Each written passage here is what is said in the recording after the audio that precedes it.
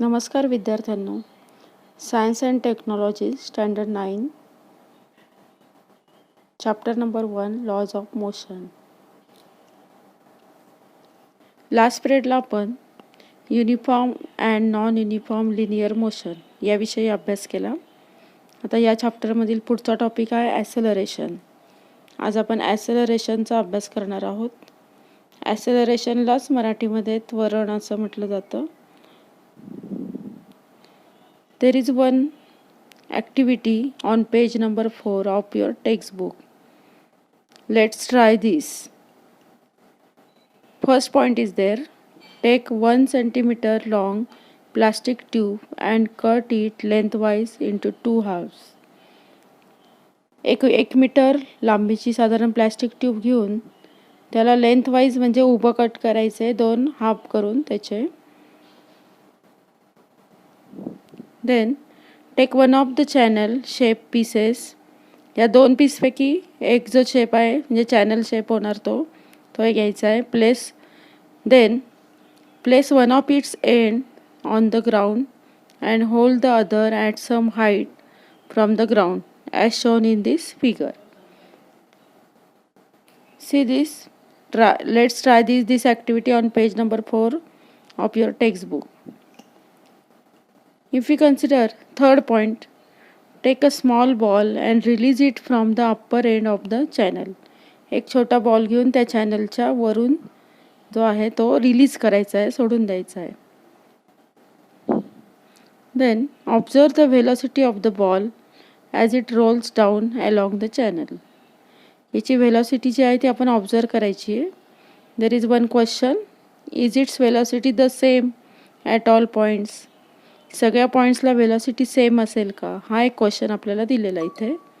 Then 6th point. Observe how the velocity changes as it moves from the top through the middle and to the bottom. म्हणजे सगळ्यात टॉपला त्याची velocity, नंतर middle पॉईंटला आल्यावर velocity आणि एंडला आल्यानंतर, तळाशी आल्यानंतर त्याची वेलॉसिटी, हे आपल्याला ऑब्झर्व करायचं आहे. For this if we consider one example, you must have all played on a slide in a park. You know that while sliding down, the velocity is less at the top.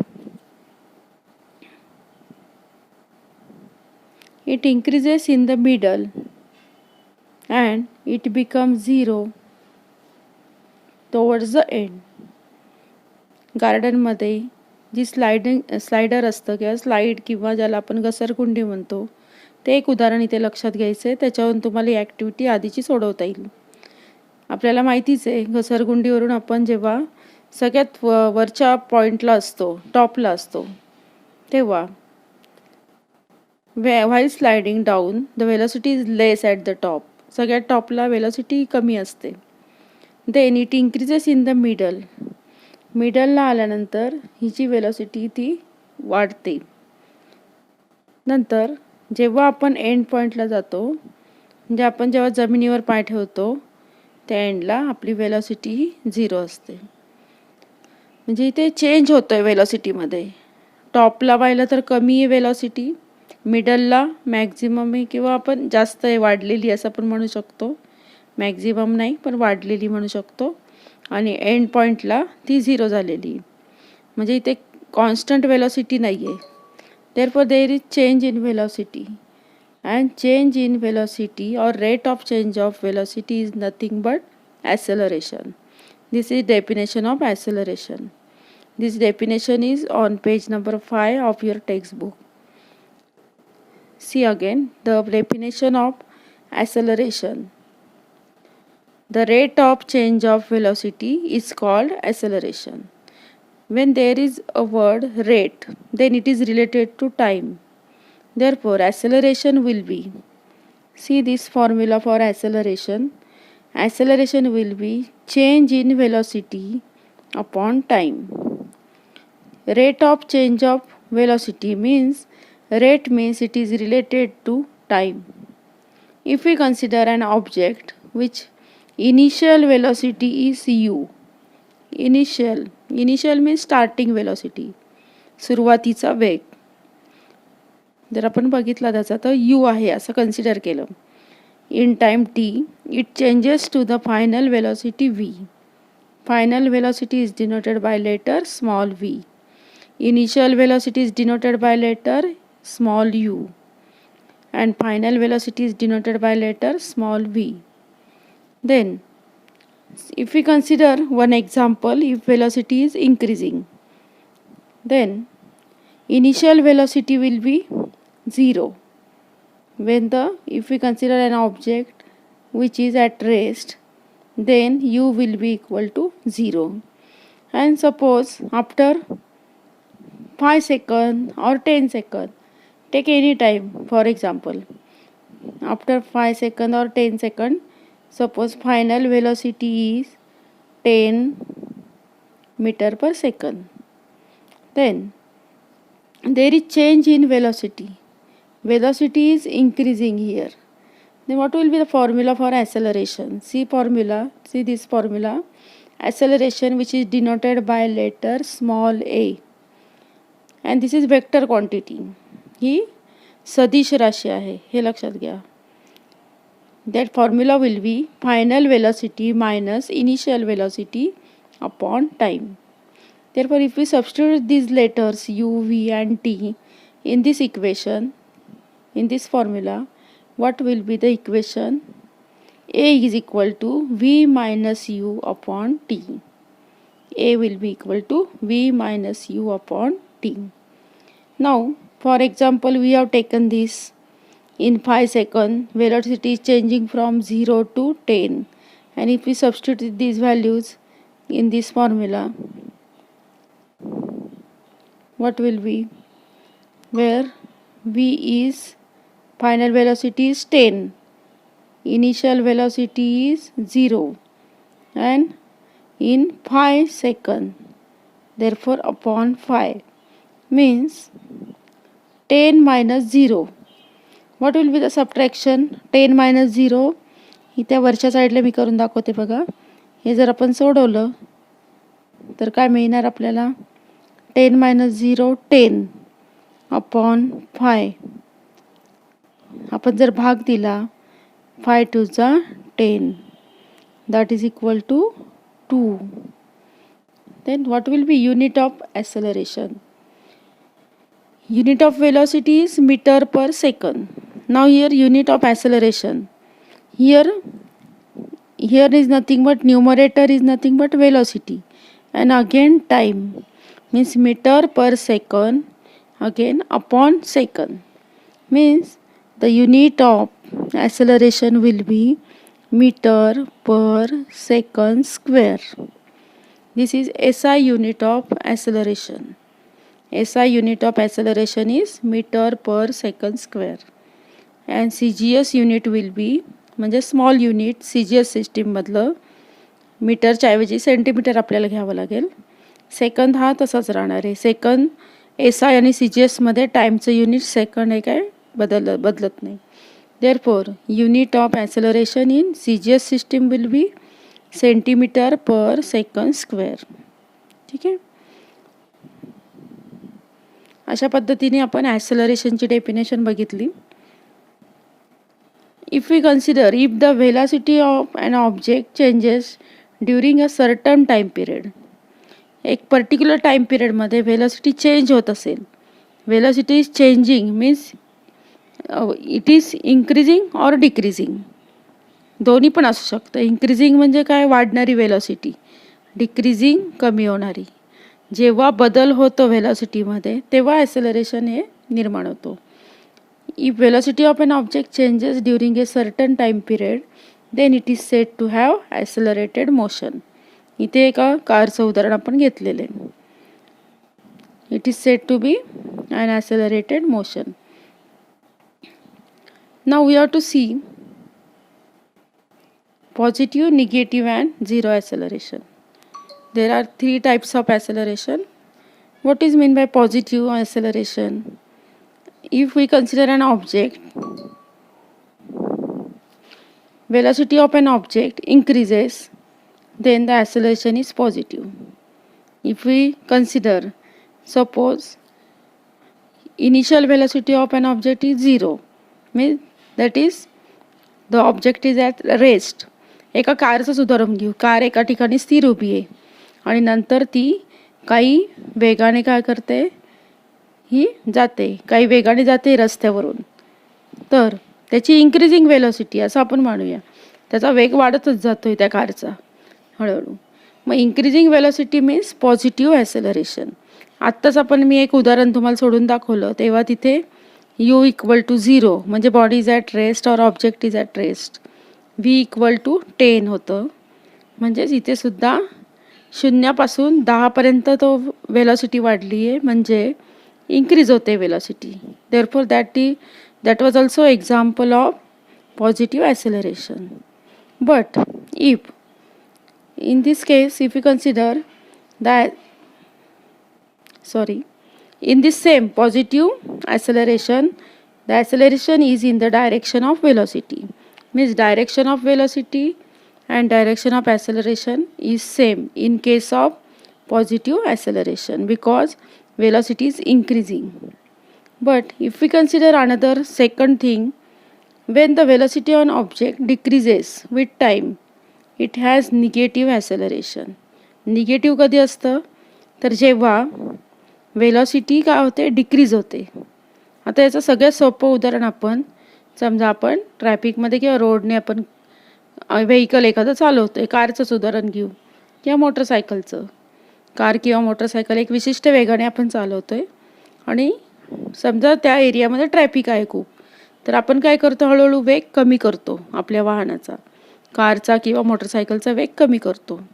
म्हणजेच velocity काय करतो, decrease करतो आपण.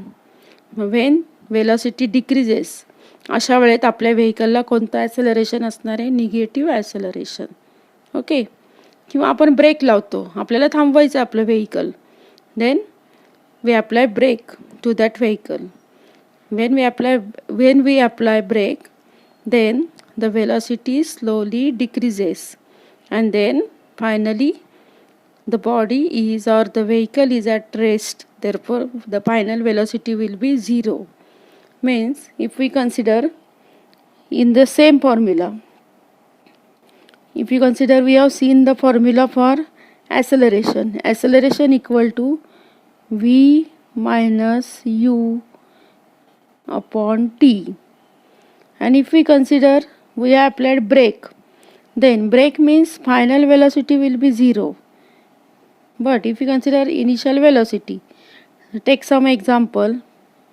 The vehicle is moving with the speed 20 meter per second, means 0 minus 20. That is initial velocity, value of u. And when we apply brake, then afterwards final velocity will be 0. Body at rest आहे म्हणजे ती थांबलं आहे vehicle आणि म्हणजे त्याची velocity 0 झाली. आणि suppose we consider in 5 second, time is 5 second, then what will be, if we solve this, then what will be answer, 0 minus 20. 0 minus 20, the subtraction will be minus 20 upon 5. If we divide 5 4s are 20, then answer will be minus 4 meter per second square. Therefore this acceleration is negative. हे answer negative आलेलं आपल्याला लक्षात येतंय. This is an example of negative acceleration. अशा पद्धतीने हे second type आपण बघितलं निगेटिव्ह ॲसेलरेशनचा. But if we consider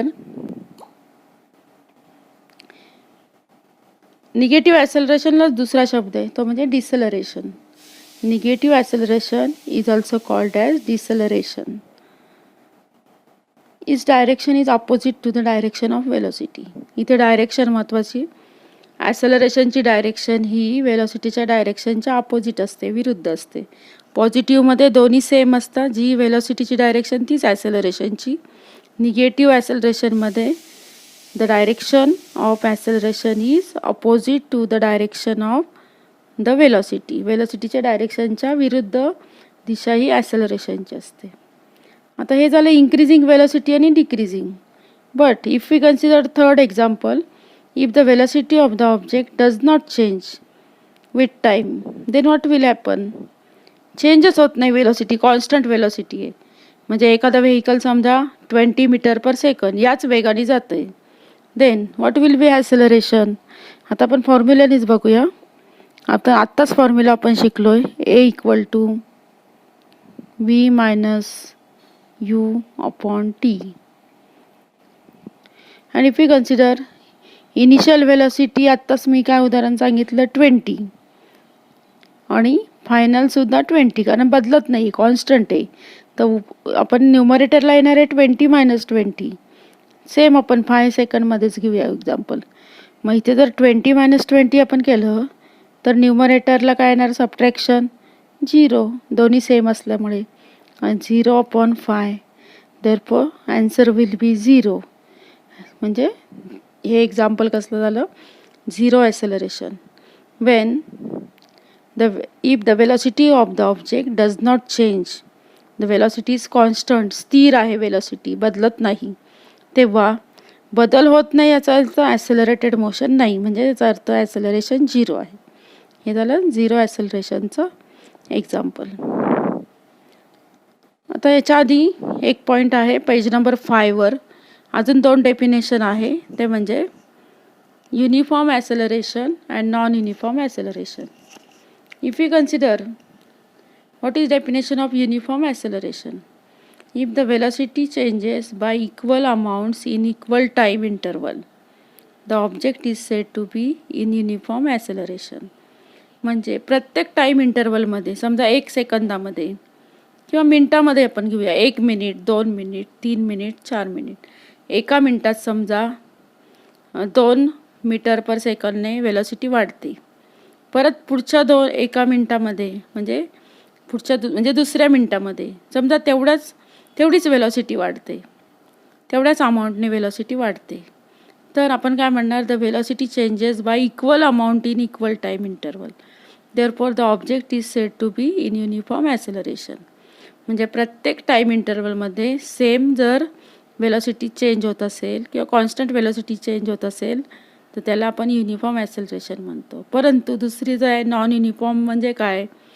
if the velocity changes bye unequal amount, म्हणजे एका सेकंदात समजा 5 मीटर पर सेकंदने वेग वाढला, दुसऱ्या सेकंदात वाढला अजून वेग 10 मीटर पर सेकंद, नंतर पुढे तिसऱ्या सेकंदामध्ये समजा अजून कमी झाला, 10 होता तर समजा 8 झाला, नंतर पुन्हा वाढला.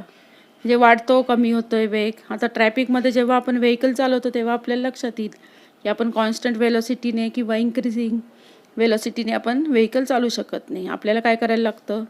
कधी वेग वाढवू शकतो आपण, कधी कमी करतो. म्हणजे समजा ट्रॅफिक कमी असेल तर वेग थोडा जास्त असतो आपला, वाढवतो आपण वेग, आणि ट्रॅफिक जर जास्त असेल तर वेग कमी करतो आपण. टर्न आला तरी पण वेग कमी करायला लागतो. म्हणजे अशा पद्धतीने ती जी वेलोसिटी असणार आहे किंवा ते जे ॲसेलरेशन असेल ते नॉन युनिफॉर्म ॲसेलरेशन. कारण प्रत्येक इक्वल टाईम इंटरवलमध्ये तिथे एक वेलोसिटी चेंजेस जो आहे तो इक्वल नाही आहे. म्हणजे वेलोसिटी चेंजेस जो आहे तो अनइक्वल आहे, म्हणून आपण त्याला म्हणणार नॉन युनिफॉर्म ॲसेलरेशन. ओके. तर अशा पद्धतीने आज आपण ॲसेलरेशनचा अभ्यास केला, या कन्सेप्टचा. त्यामुळे आता एक होमवर्क तुम्हाला दिलेला आहे, तो तुम्ही पूर्ण करायचा आहे. पहिला आहे डेफिनेशन तुम्हाला लिहायचं आहे, डिफाईन ॲसेलरेशन. त्याच्यामध्ये फॉर्म्युला पण लिहायचा आहे, पेज नंबर 5वर आहे बघा. फॉर्म्युला शब्दामध्ये लिहून नंतर अक्षरात सुद्धा लिहायचं आहे. त्यानंतर युनिफॉर्म आणि नॉन युनिफॉर्म ॲसेलरेशनची पण डेफिनेशन त्याच पानावर आहे, ती लिहायची. आणि पॉझिटिव्ह, निगेटिव्ह आणि 0 ॲसेलरेशन एवढ्या डेफिनेशन तुम्हाला लिहायचं आहे. त्याचप्रमाणे solve your brain power,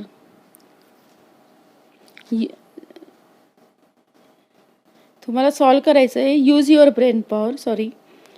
brain power on page number 5. Page number 5वरचं यूज युअर ब्रेन पॉवर हे तुम्हाला सॉल्व करायचं आहे. ते पेज नंबर तुम्हाला एवढं दिसत नाही आहे या स्लाईडवर, पण पेज नंबर लक्षात घ्या, पेज नंबर 5.